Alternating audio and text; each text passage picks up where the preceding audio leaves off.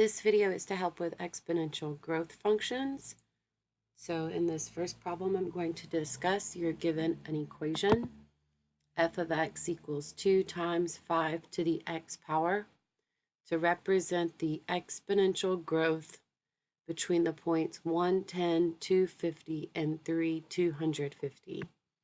Unlike a linear function that increases by the same amount by adding and subtracting, an exponential function multiplies by the same number every time. That's called the multiplicative rate of change. In your equation, f of x equals 2 times 5 to the x. The base of the exponent tells me the multiplicative rate of change. That tells me what I'm multiplying by repeatedly.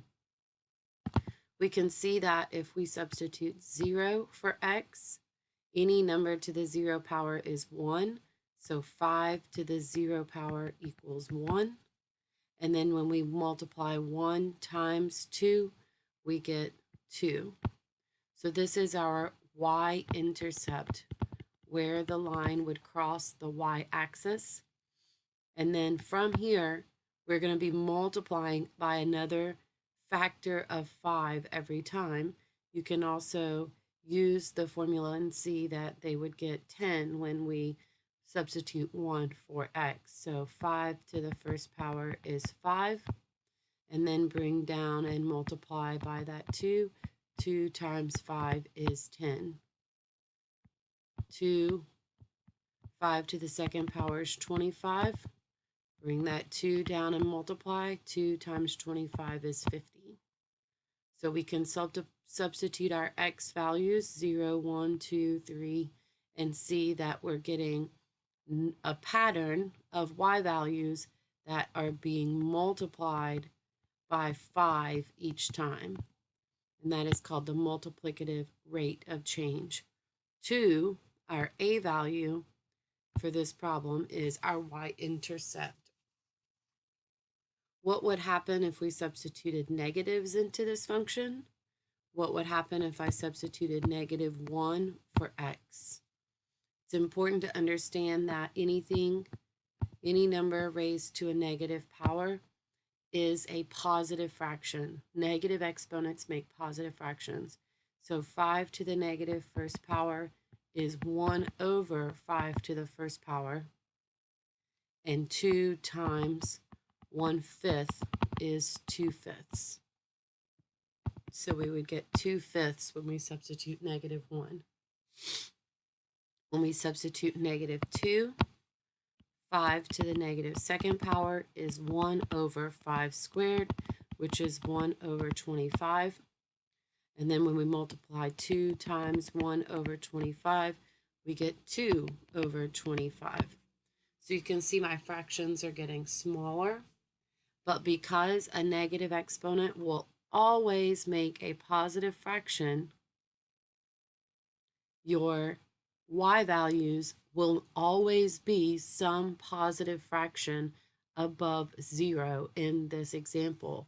So that tells me that my range is not going to actually touch the x-axis, because if I plot these points 0, 2, 1, 10, it goes up really fast on this side because we're multiplying by 5. But on this side, it's like we're taking 2 and we're dividing it by 5 each time.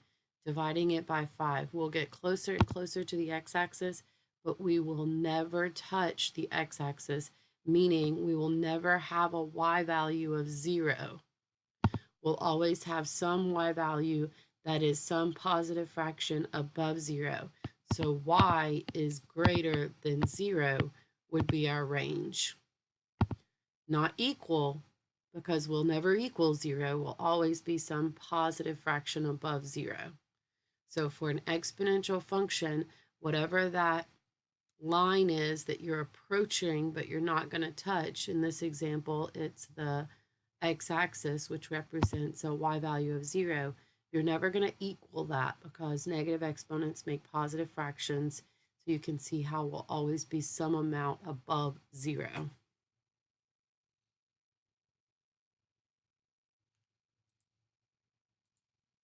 Looking at another example, so here they're giving us the equation f of x equals a times b to the x power. You need to remember that a is your starting amount. So whatever amount you start with when b is 0 also could be thought of in this formula as your y-intercept.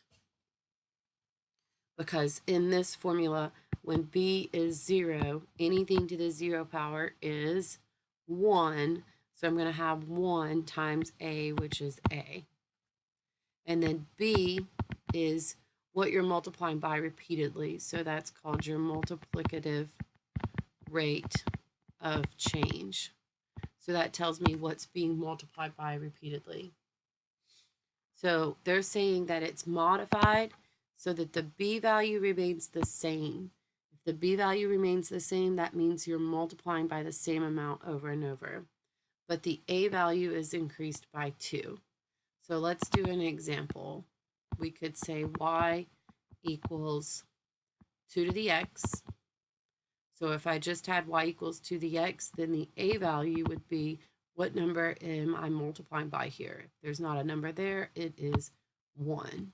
So that is y equals 1 times 2 to the x would be the same way to write y equals 2 to the x. So b value remains the same, so I'm going to keep that same doubling, multiplying by 2 repeatedly, which means it's doubling each time.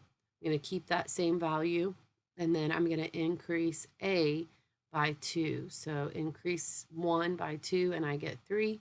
So now my new equation would be y equals 3 times 2 to the x.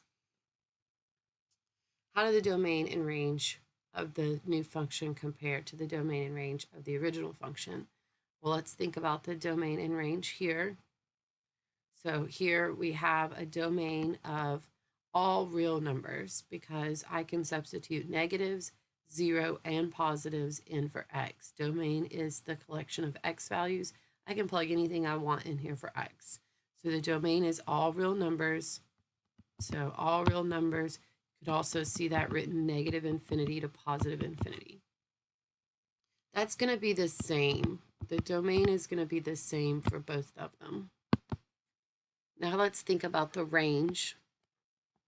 I'm going to make a table of values to consider the range.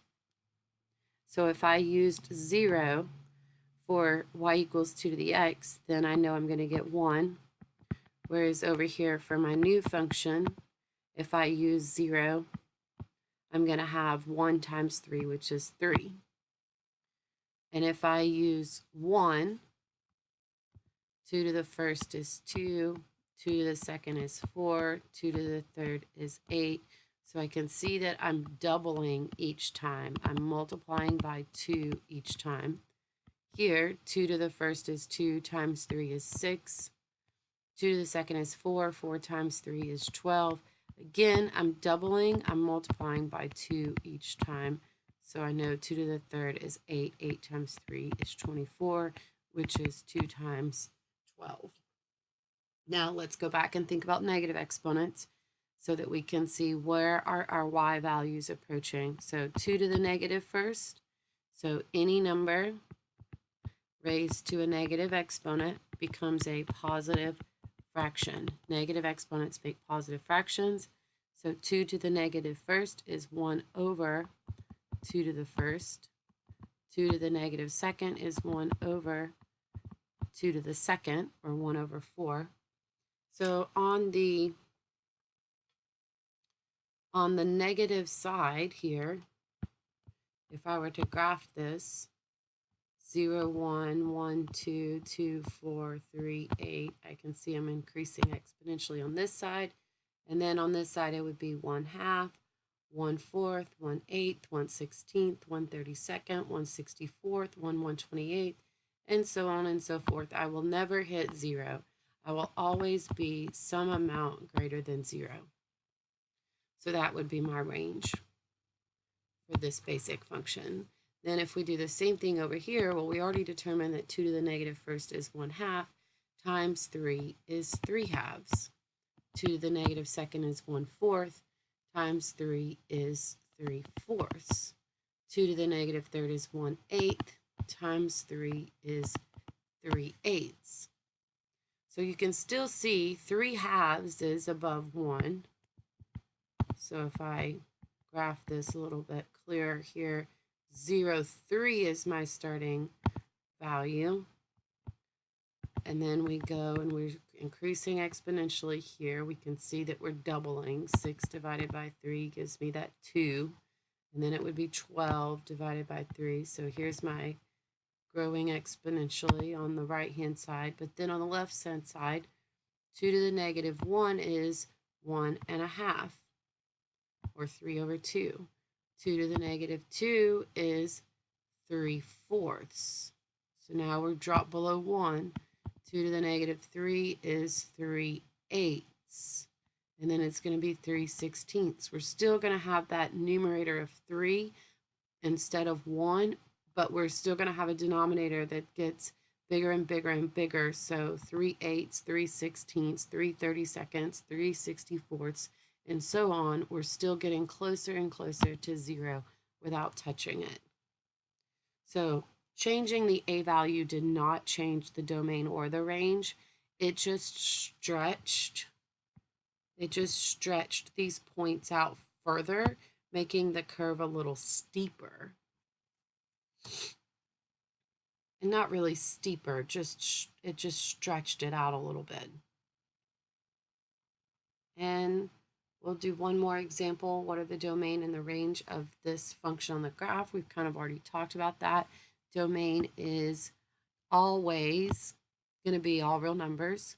So you can write that all real numbers, or you could write that negative infinity to positive infinity.